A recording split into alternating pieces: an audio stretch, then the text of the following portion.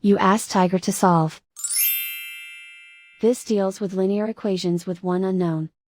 The final result is x equals -1. Let's solve it step by step. Simplify the expression. Expand the parentheses. Group like terms.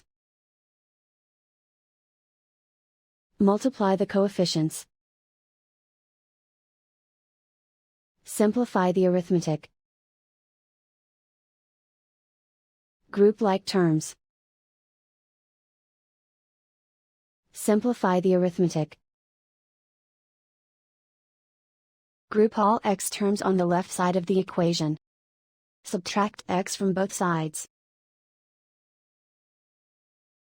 Group like terms. Simplify the arithmetic.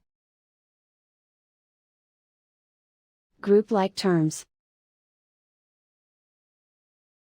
Simplify the arithmetic. Group all constants on the right side of the equation. Add 1 to both sides.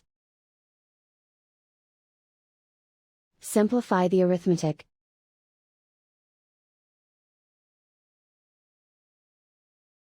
And so the final result is x equals -1.